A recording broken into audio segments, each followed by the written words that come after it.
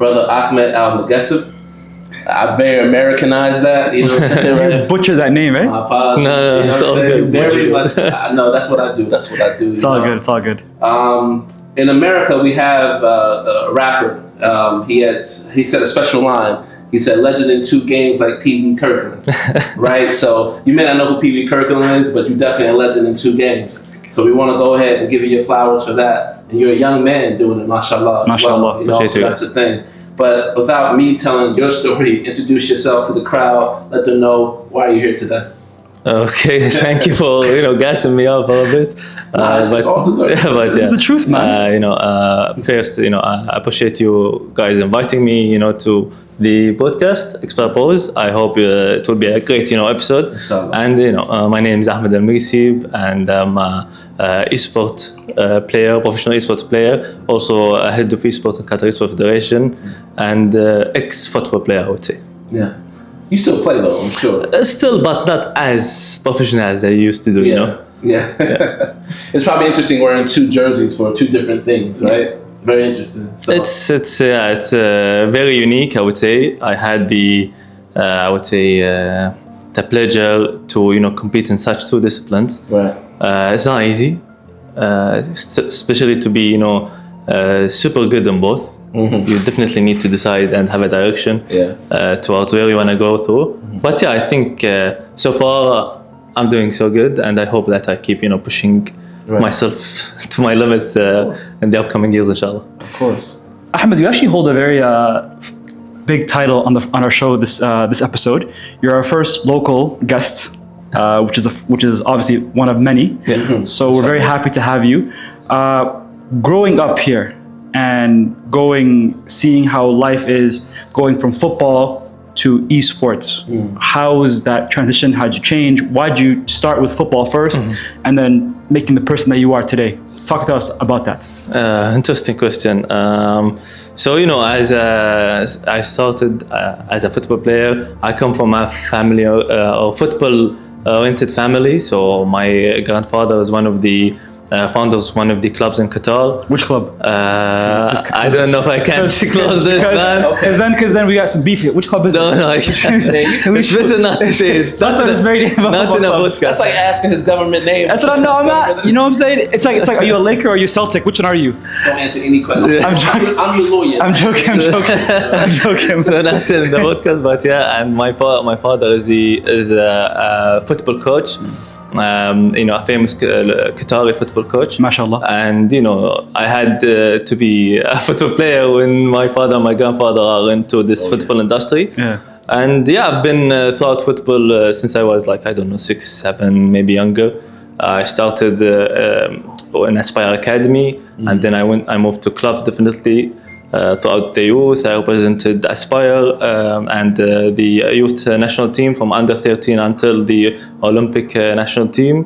And eSport was just something weird popped up into my way. Mm-hmm. You will see how weird it went.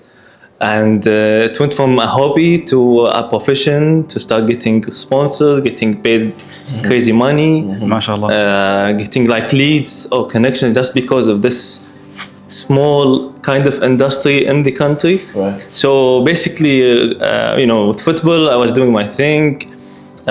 Football was my passion. I had this goal that I want to be in the 2022 World Cup. And I was younger and everything. So everything went smooth, alhamdulillah. And when I was young, I think it was I was in grade 10 or 11, chilling at Aspire. So basically in Aspire Academy, we go from 7 a.m. in the morning and we leave 7 p.m. Mm-hmm. And when you are on the secondary, so from the 10th grade to 12th grade, you need to sleep, I think, 2 or 3 times a week. Now probably it changed, but that was when I was an Aspire Academy student. Mm-hmm. And I was chilling throughout the break. I had my food, wanted to chill. I saw a newspaper, man, in front of me. Mm-hmm. I pulled that newspaper and I said, I saw an ad.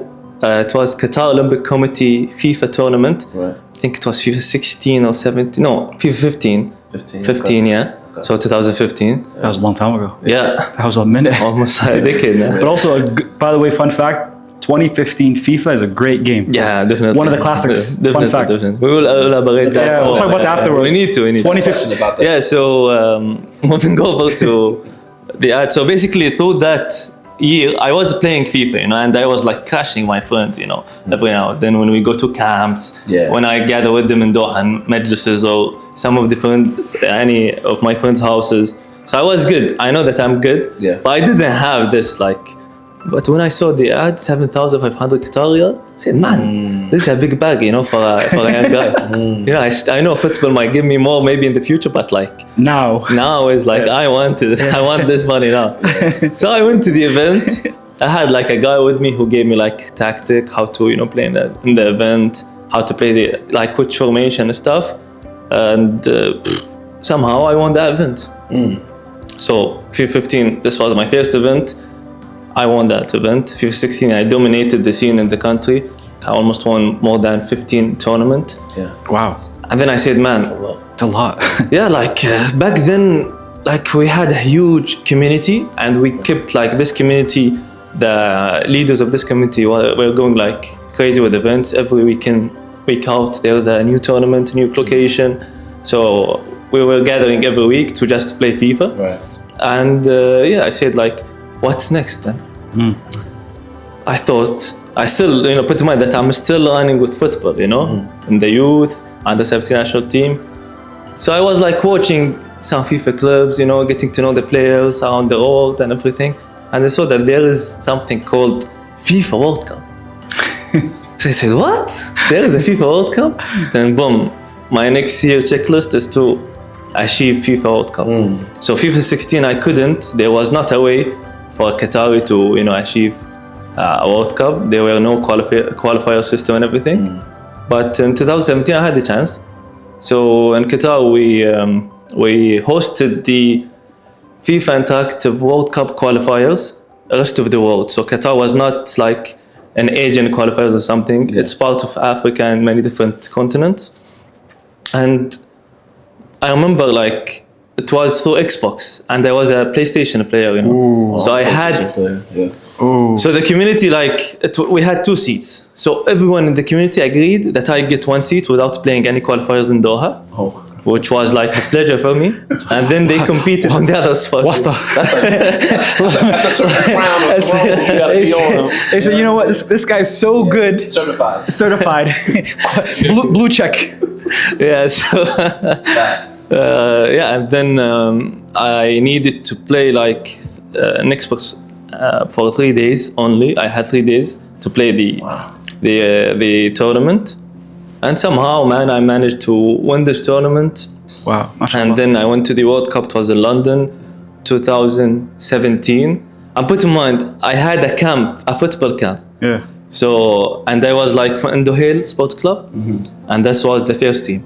So I moved in loan to Qatar Sports Club, to have more time to play. Dohel was a top tier team, best 11 players in the league. I was a midfielder, so the midfielders were the starter midfielders also for the national team.